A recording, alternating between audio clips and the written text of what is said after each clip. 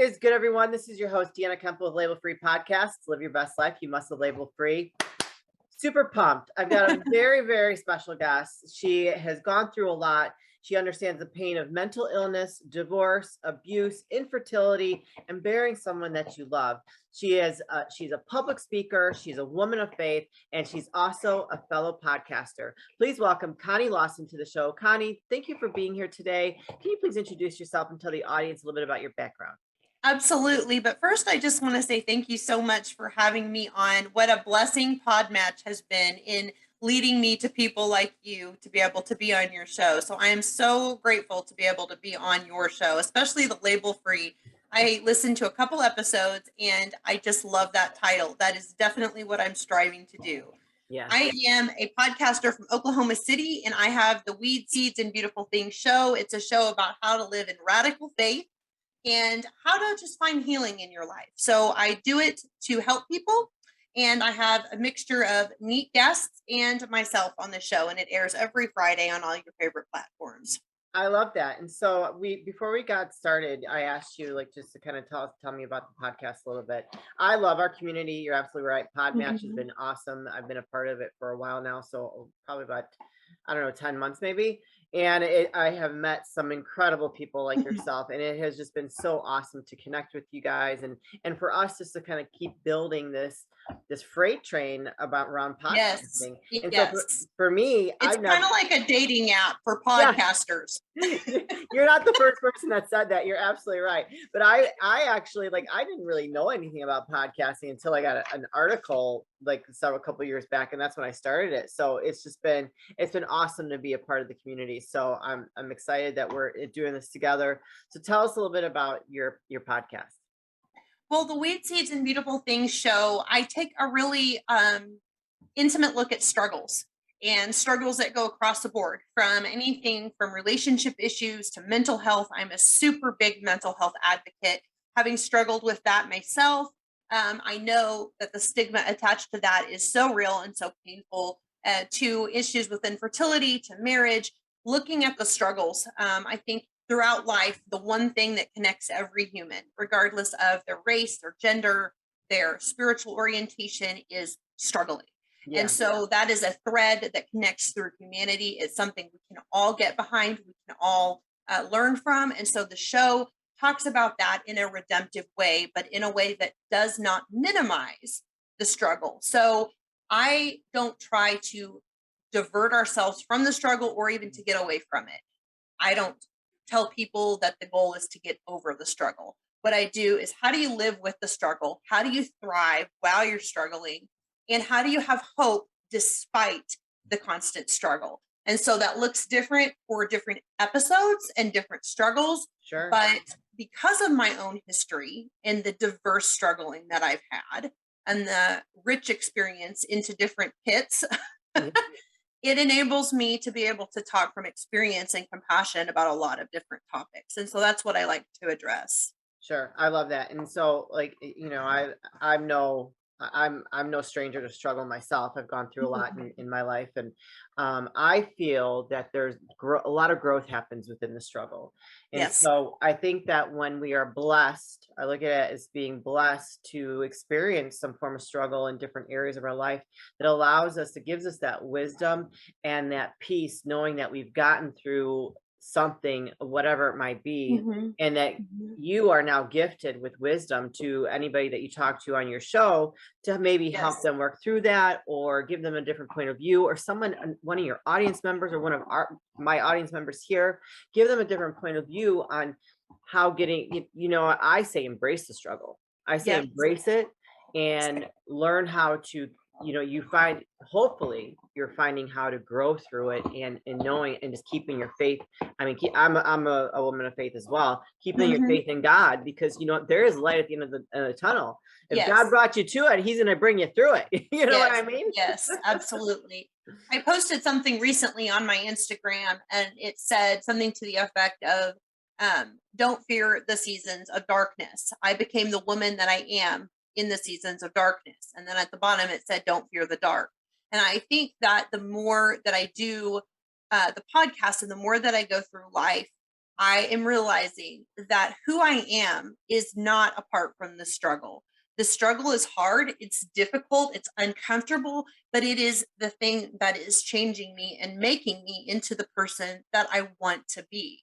Yeah. And it's one thing to struggle and to do it feeling like you're losing something that you Yeah. can't get back. But when you can position yourself and you can take those moments where you can refocus and you can look at this and say, look, I'm getting through it. I'm Right. strong. I am resilient. This is teaching me something.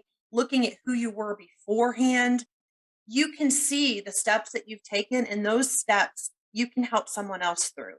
And really, if we're not here to help other people, if we're not here to support other people, there's really not a point. Yeah. So, I know that as I have progressed in my healing journey, I have had the privilege to be an advocate for many different people in different situations that have struggled with mental health issues. Had I not gone through what I went through, I would not be as passionate or as able to help people as I am now. Yeah, I love that. That's a beautiful sentiment. So, I think let's focus on one area. I mean, even though I'd love to talk about the infertility because I'm, like I shared with you before we started recording, my fiance and I are trying to get pregnant, and I've always wanted a family. I wanted one with my late husband, but he was just too sick Mhm. to make that process happen. So, now I've met a wonderful man, and we're getting married, and we're wanting to do that Mhm. too. But I think I want to talk more about the mental illness. Maybe we can have you back Okay. for a second time. Okay. Yeah, um, absolutely. because I think that's something that you're right. There is a stigma with it. My father actually has a chemical imbalance. He's Mhm. got some mental illness. Luckily, I know that it can be a hereditary thing. Luckily, I'm good. Yes. Yes. But and I It's talked to a my very best. painful struggle. Yeah. Mhm. And my fiance is a Chicago police officer, and he deals with a lot of people on the streets Yes. that have mental illness. I don't want to say mental problems. I feel like that's the wrong kind of terminology. So and I think it's important to talk about. So what would be your message around it and how you've dealt with your own struggle? For me, the biggest thing has been, and I've heard this from many different people that have struggled with mental illness, is that you have a tendency to become the diagnosis. Yeah. That you don't possess the ability anymore to identify as a human without the associated diagnosis: schizophrenic, bipolar, DID, obsessive compulsive. And I think that it is so important that we remember and we realize that as we struggle, and if we struggle with a mental illness or with a diagnosis, that it is a piece of who we are. It is something that helps us know what treatment to get. It does not at all have any bearing on our weight or value as a human being. Yeah. And we have to believe that. And the thing is that that is a struggle with in and of itself, Right. because you do meet more people than not that are unkind or that are ignorant or that just don't know what to do when you're struggling. And so to get to the point where you can view the struggle with mental illness as something that you don't have to be afraid of and Yeah. something that you don't have to deny, that it can just be a part of the package that you are. And you are okay with the fact that not everybody's going to like you or understand you, but you keep forging ahead is Yeah. so important. We have got to internally, if you have a struggle, be able to say that that doesn't matter. I'm still a good person. I'm still worthy. I'm still worthwhile. I still bring something to the table. Yeah. And really, you do. Yeah. And we have to get to the point where we can identify still as a separate human being with a struggle versus I'm this mental illness. Yeah. What is good, everyone? This is your host, Deanna Kemple with Label Free Podcast. Live your best life. You must live label free. Ho, ho, ho, ladies. The holidays came early, not only for you, but for your man here at Manscaped, the leading men's hygiene brand. Manscaped just launched new products that your man will actually use, including their all-new ultra premium body wash and a 2-in-1 shampoo and conditioner. Also, this awesome refined cologne. It smells so sexy. My man loves it. I love him wearing it, especially after he's all clean shaven, using the lawnmower 4.0 and trimming those nasty nose hairs and those ear hairs. You know what I'm saying, ladies? It's time to give the man in your life the gift of beautiful skin, hair, and balls this holiday season. Go to manscaped.com and use the code labelfree20 for 20% off and free shipping. That's right, ladies, 20% off and free shipping with the code labelfree20 at manscaped.com. So can I ask you a question? I mean, Absolutely. I would think that because you say that there is a stigma around it. When did you decide that or when did you know that you had an issue that you needed to see someone about and deal with it? Because I feel like some people they self medicate, Yes. and they don't want to actually deal with the fact that maybe there's something imbalanced or something that's wrong that they can't get a handle on.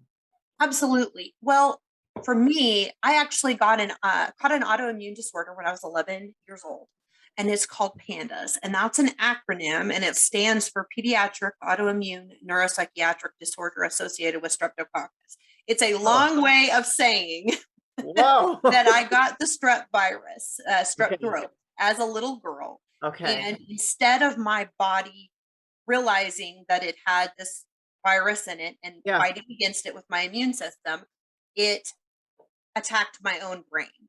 Oh, And in the process of that, caused something that mimicked a mental illness. And this happened in the early 1990s. And at the time, PANDAS was just gaining recognition in the medical community as a wow. legitimate diagnosis. And so I was misdiagnosed. Yeah. And so, actually, at age 11, I was misdiagnosed, and that led me into a 17-year span of living within the mental health system and being medicated and believing that I had a mental illness that I, in fact, didn't have. Now, during that time, due to the trauma that I experienced and the medication that I got that I didn't need and the treatment that I received that I didn't need, I developed some pretty big trauma issues. And so, coming out of that, starting at age 28, is when I started detoxing and learning about my actual history and who I actually was. And I will say that that period of time was harder than all of the years I lived believing that I had a mental illness. And it was harder because that entire time, that's exactly what I was. I identified only as that diagnosis. And so when that was stripped away, my world fell apart. Wow. And in the process of learning to deal with what had happened, the wrong that had happened in the misdiagnosis, and all of everything that happened, I began to make huge strides in my healing. But for 7 years, I worked so hard to get everybody to think that I wasn't nuts. And it has just been over the course of the last few months. I've been podcasting for over a year now. And even through most of that entire year, it was still in my heart, and my motive was to get everyone to see that I'm not nuts. I'm not crazy. I'm not that girl that you thought I was. And over the Yeah. last few months, it's just been this realization, honey, it's okay. Like, all of you is okay. And not everybody likes me. I still have these issues with certain people where they've made up their mind about me, and I'm the crazy girl. They're not going to give me a second chance. And it's just difficulty every time I'm around them. But then there are other people that I have seen that have looked at me being open and vulnerable and starting to go, yep, I have a struggle. I'm having a hard time. I need help, etc. And they have rallied, but they have also been able to see areas in their own life Right. where they're like, I was struggling and I didn't feel like I was safe to be who I was, but I've seen you do this and I want that too. And so it's just been here recently that I've been like, yeah, I've got struggles, I've got issues, I'm embracing it. And because I want to live knowing that I love myself and that I can accept the love that God has for me. And Yeah. that I'm not living my life trying to get approval from other people. So to answer your question, I've been in the mental health system essentially my entire life from 11 on. It's just been in different ways Yeah. and in different states of transformation, because that's really what it's been. Sure. But I would just say the hardest thing to do is accept that you need help. Accept, you said mental problems is the wrong language, and I don't know that I think that it is. I think that, yeah, you have mental problems, you struggle, it produces problems. And I think we don't have to, in my mind, we don't have to get to the place where we can't say what it is because it's shameful, because it's not.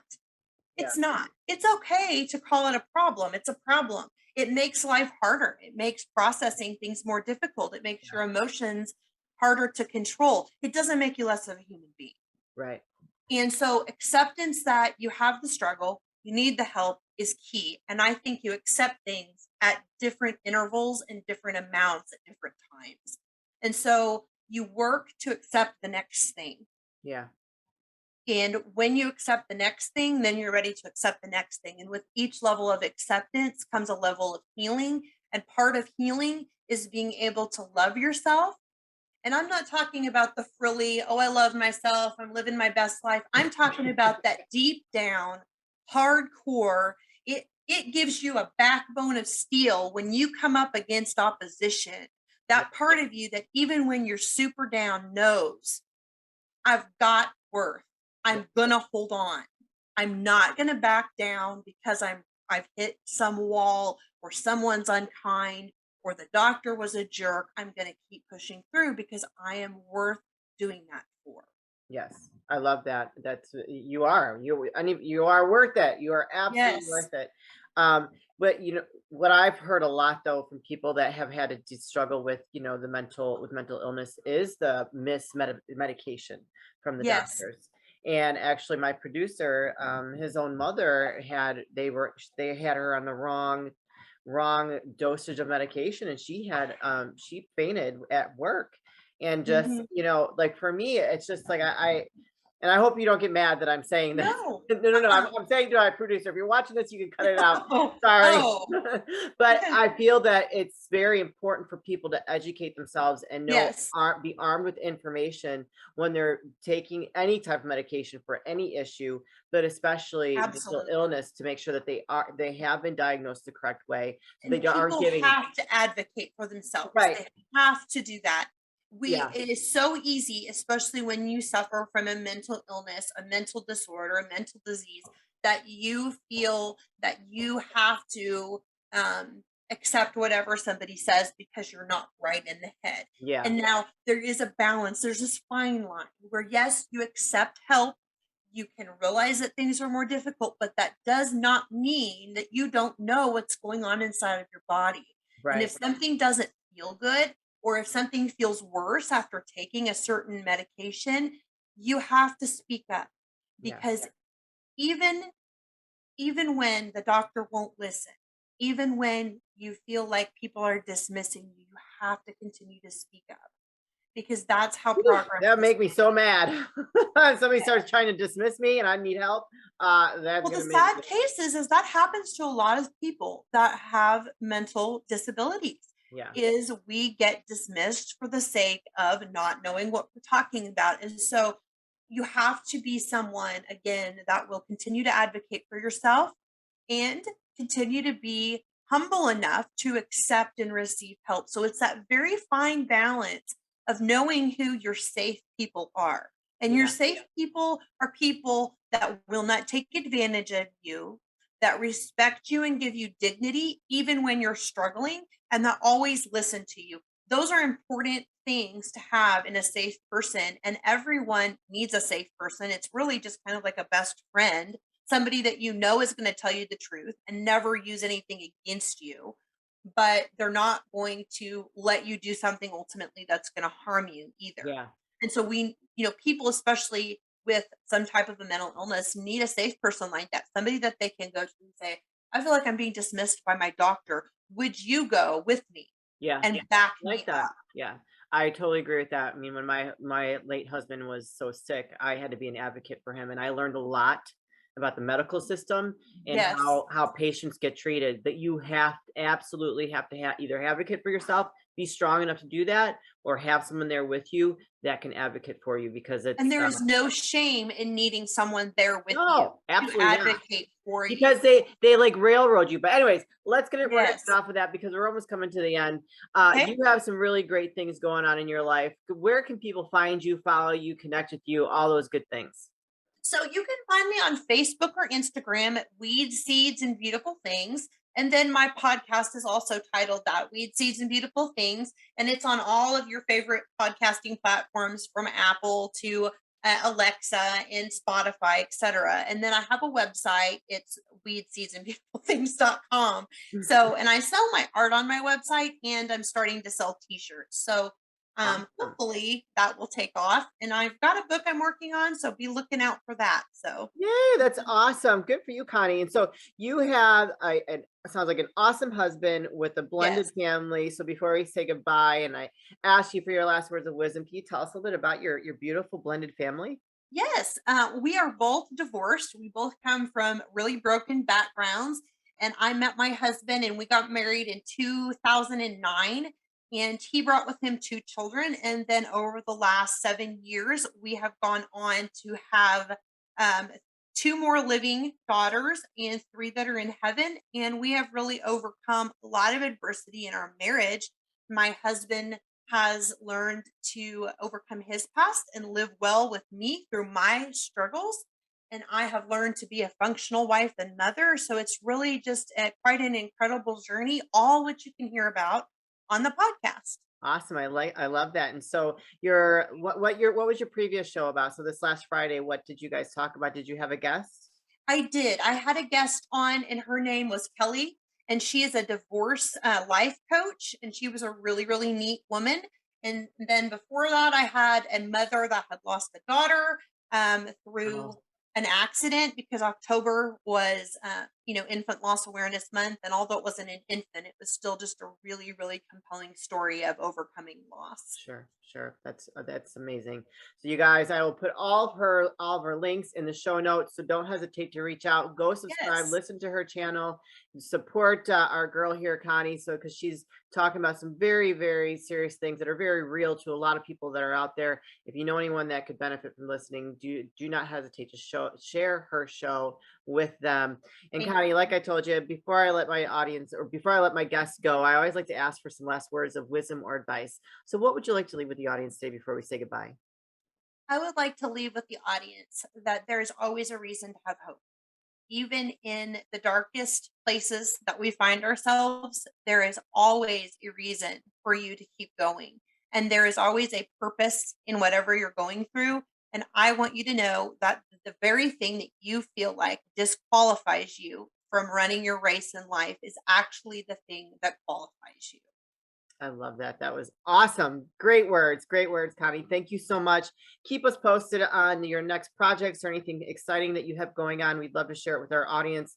You guys, this is your host, Deanna Kemple with Label Free Podcast. Live your best life. You must live label free. Please don't forget to subscribe, like, comment, share, follow, all those good things. And I'll be back soon with more dynamic guests.